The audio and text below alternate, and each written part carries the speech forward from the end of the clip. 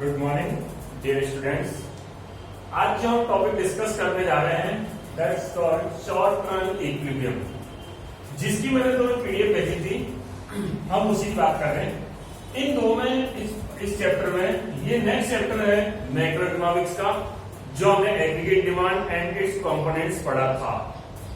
Short run equilibrium में हमारे पास जो मेन इंपॉर्टेंट चीज है वो है practical questions of this chapter. But वो प्रैक्टिकल क्वेश्चन सॉल्व कैसे होंगे, इसके लिए हमें कंप्लीट थ्योरी समझना जरूरी है। We have two different words in this chapter. Heading number 1 short run and number 2 equilibrium. Short run का क्या मतलब है और इक्विलिब्रियम का क्या मतलब है? Short run means A time period in which some other all factors like technology, resources, etc. remains constant and output increases with employment only. मतलब जैसे जैसे इकोनॉमी के अंदर एम्प्लॉयमेंट बढ़ेगा आउटपुट भी बढ़ेगा, यानी कि आउटपुट का कनेक्शन सिर्फ और सिर्फ हम एम्प्लॉयमेंट के साथ ले रहे हैं, तो उस टाइम पीरियड को हम कहते हैं शॉर्ट रन। एंड इक्विलिब्रियम का मतलब होता है नो चेंज कंडीशन, यानी कि एक ऐसी सिचुएशन जिसके बाद हम किसी टाइप का कोई चेंज नहीं चाहते हैं। यानी हमें इस चैप्टर में ये डिस्कस करना है कि इकोनॉमी किस ऐसी जगह पर आकर रुकेगी जिसके बाद चेंज की जरूरत नहीं है इन शॉर्ट रन। अब यहां पर हमारे पास दो अलग अलग मेथड है। We have two different methods to find out the short run equilibrium. Number 1 AD यानी aggregate demand and aggregate supply method, and number 2 saving and investment method. It means we have two types of methods to find out the equilibrium. यानी equilibrium को हमें पता लगाना है, तो हमारे पास दो डिफरेंट मेथड्स हैं। अभी हम इस वीडियो में aggregate demand and aggregate supply के मेथड को डिस्कस करेंगे। Is that clear? तो सबसे पहली चीज हमारे पास aggregate demand and aggregate supply method. अब इस मेथड से हम किस तरह से इक्विलिब्रियम की बात करते हैं, तो हम सबसे पहले हेडिंग डालते हैं एडी एंड एएस मेथड। तो यहां पर हम क्या बोलेंगे? According to this method,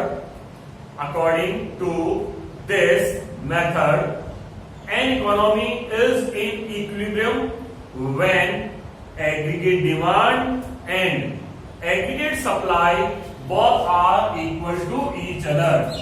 यानी जहां पर aggregate supply और aggregate demand दोनों एक दूसरे के बराबर हो जाती है, that's called point of equilibrium. अब हमने एग्रीगेट सप्लाई के बारे में नहीं पढ़ा, बट एग्रीगेट डिमांड के बारे में पढ़ा। थोड़ा सा यहां पर हम वापस डिस्कस करते हैं, उसके बाद कैसे इक्विलिब्रियम होता है हम उसकी बात करेंगे। सबसे पहली चीज, व्हाट इज एग्रीगेट डिमांड? हमने कहा था एग्रीगेट डिमांड क्या होती है? Aggregate demand is the sum total of consumption and investment expenditure. Two sector economy की हमने बात की थी इसके जस्ट पिछले चैप्टर में, हम वही बात यहाँ पे कर रहे हैं। AD equals to C plus I, यानी एग्रीगेट डिमांड क्या है?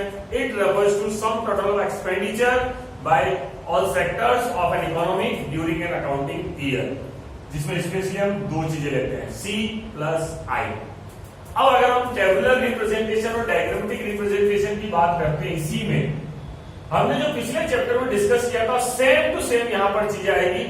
There is no change. Number 1 हमने एग्रीगेट डिमांड शेड्यूल में सबसे पहले वाई लिया था, फिर सी, फिर आई और फिर एग्रीगेट डिमांड, जो कि दोनों की टोटल थी। मैंने जो टेबल ली थी मुझे अच्छी तरह से याद है, यही टेबल है 0, 20, 40, 60, 80 एंड 100। उस पर सी था 20, 30, 40, 50, 60 एंड 70। आई था 10, 10। सी प्लस आई, एग्रीगेट डिमांड क्या होता है? सी प्लस आई। तो 20 plus 10 30, 30 plus 10, 40 and so on.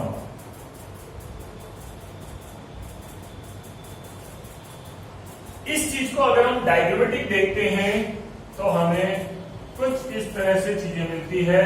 हम सिर्फ एग्रीगेट डिमांड को शो करेंगे, CI की हम बात नहीं करेंगे, तो हमें मिलेगा कुछ इस तरह से डायग्राम C प्लस I।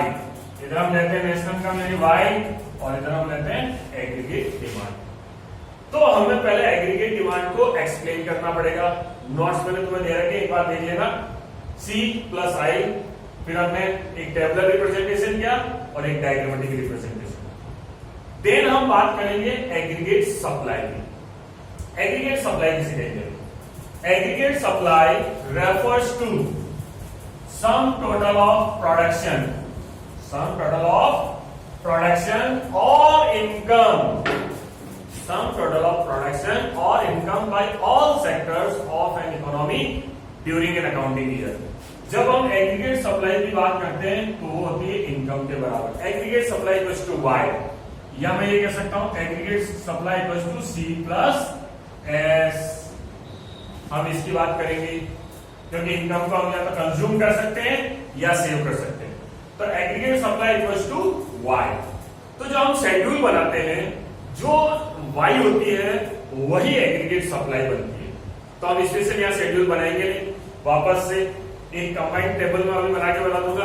लेकिन जब हम इसे रिप्रेजेंट करते हैं डायग्राम पर, मैंने कहा जितना एग्रीगेट सप्लाई है उतना ही Y है, उतना Y जितना एग्रीगेट सप्लाई। तो हमारे पास जो डायग्राम बनेगा वो बनेगा 45 डिग्री एंगल पर। कारण हम जब भी ये बनाते हैं, दो एक्सिस के बीच का पार्ट कितना होता है? 90 डिग्री। तो 90 डिग्री के दो इक्वल पार्ट्स की अगर मैं बात करूंगा तो कितना बनेगा? 45 इधर, 45 इधर। तो दिस इज एग्रीगेट सप्लाई और Y, इधर Y और इधर एग्रीगेट सप्लाई। जब दोनों तरफ लिए जाने वाले कंपोनेंट्स इक्वल हो तो हमेशा एक स्ट्रेट लाइन 45 डिग्री एंगल बनता है।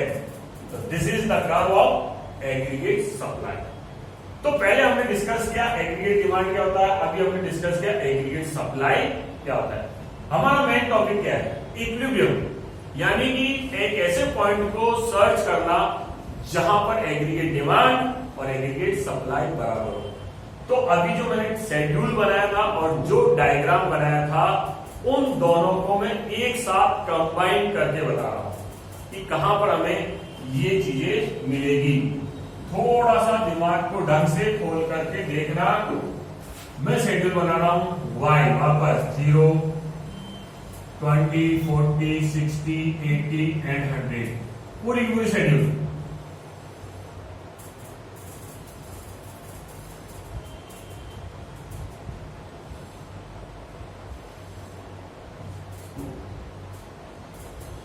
I 10 कांस्टेंट होता है,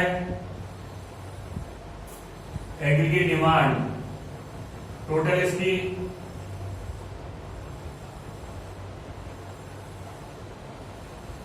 एग्रीगेट सप्लाई, मैंने कहा जो Y है वही एग्रीगेट सप्लाई। तो 0, 20, 40, 60, 80, 100।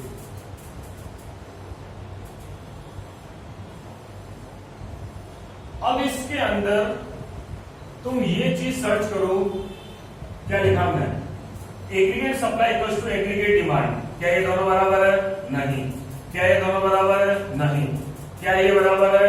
नहीं। ये नो, ये नो, बट ये दोनों इक्वल है। तो this is the point of equilibrium in the economy, यानी कि यहां पर एग्रीगेट डिमांड और एग्रीगेट सप्लाई बराबर है। तो इसी जगह पर हम प्रोडक्शन भी करेंगे और हमारी डिमांड भी होगी। तब ना एक्सेस डिमांड होगी, ना इन्फ्लेशन आएगा, ना डेफिशिएंट डिमांड होगी, ना मंदी आएगी।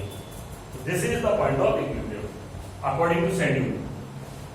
अकॉर्डिंग टू डायग्राम अगर हम बात करें तो हम यहां पर लेंगे एग्रीगेट सप्लाई, यहां पर लेंगे एग्रीगेट डिमांड और इधर लिया जाएगा Y। अभी अभी मैंने कहा था एग्रीगेट सप्लाई कितने डिग्री का बनता है? 45 डिग्री एंगल, जबकि एग्रीगेट डिमांड मैंने कुछ इस तरह से बनाया था अभी। ओके, तो this is the point of equilibrium where aggregate demand and aggregate supply curve intersect to each other, और इतनी पर ये इनकम है इक्विलिब्रियम इनकम। ये एक सिंपल सा मेथड है, ये प्रैक्टिकली सॉल्व करने के लिए हमें मेथड को सीखना है, बट इस मेथड से हम कैसे प्रैक्टिकल क्वेश्चन सोल्व करेंगे ये मैं नेक्स्ट वीडियो में बताऊंगा। बट ये जितनी चीजें मैंने बताई है ये थ्योरेटिकल क्वेश्चन के लिए। सपोज थ्योरेटिकल क्वेश्चन हमारे सामने आ जाता है, explain the aggregate demand and aggregate supply method, तो हमें कंप्लीट इस तरह से एक्सप्लेन करना है। पहले हम डेफिनेशन लिखेंगे शॉर्ट रन इक्विलिब्रियम क्या होता है, फिर उसके बाद एडीएस के अकॉर्डिंग क्या होना चाहिए, according to this method economy is in equilibrium when aggregate demand and aggregate supply both are equal to each other. फिर उसके बाद हम एग्रीगेट डिमांड को टेबल और डायग्राम और डेफिनेशन लिखेंगे, फिर एग्रीगेट सप्लाई की टेबल डायग्राम डेफिनेशन, और फिर इन दोनों का एक साथ कंबाइन फॉर्म यानी शेड्यूल और डायग्राम। उस शेड्यूल में भी हमें शो करना है इक्विलिब्रियम कहां है और डायग्राम में भी शो करना है।